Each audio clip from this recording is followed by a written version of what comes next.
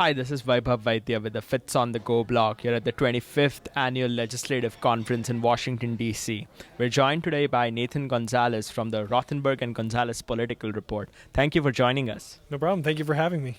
So, we are in an interesting political climate with the election coming up. Fellows in training are young professionals. How do you think young professionals are going to impact the results of the forthcoming election? Well, as we look at the polls, it looks like the race is getting narrower, which means that every demographic matters. It's not just about it's not just about senior citizens. It's not just about suburban moms. It's about young people as well. I think what's fascinating about this election has been kind of the evolution of millennial voters, particularly on the Democratic primary. Bernie Sanders, Vermont Senator Bernie Sanders, did very well with younger voters, and I think now Hillary Clinton is wrestling with making sure that those voters are excited and come out to vote for her.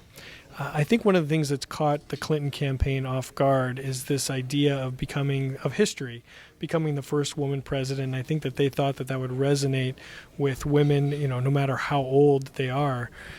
But I was talking with a Republican pollster, Kristen Soltis Anderson, who's done a lot of work with millennial voters, and in her focus groups with young women in particularly, they believe that there's going to be a woman president in their lifetime. They're just not convinced that it has to be Hillary Clinton in 2016.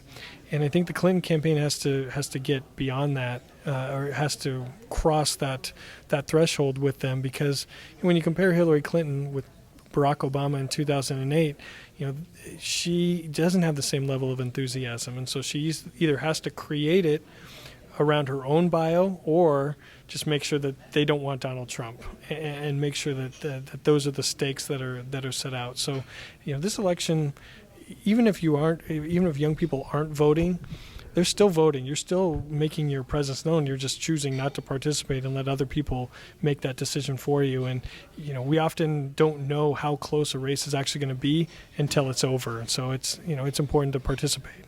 Got it. Great. So the message there is it's important to participate for young professionals. One of the major changes in the healthcare landscape under the Obama administration was the Affordable Care Act.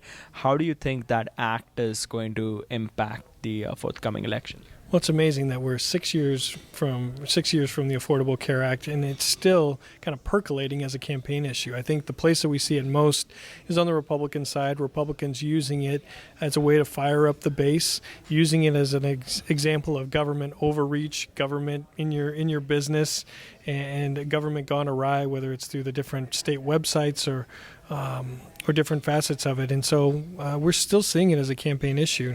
Now, what would the legislation look like, or what would healthcare policy look like after the election? Depends a lot on who wins the election. I know it seems so simple, but if President Hillary Clinton, if she's elected president, Democrats control the majority in the Senate, I don't know that we're going to see a lot of dramatic changes with the policy. But if Republicans keep narrow control, or if Donald Trump is elected president, then almost all bets are off in terms of what Republicans might try to do with the legislation. It would be tough for them to agree. They all kind of agree that they don't like the ACA, but what it would be replaced with is a big question mark.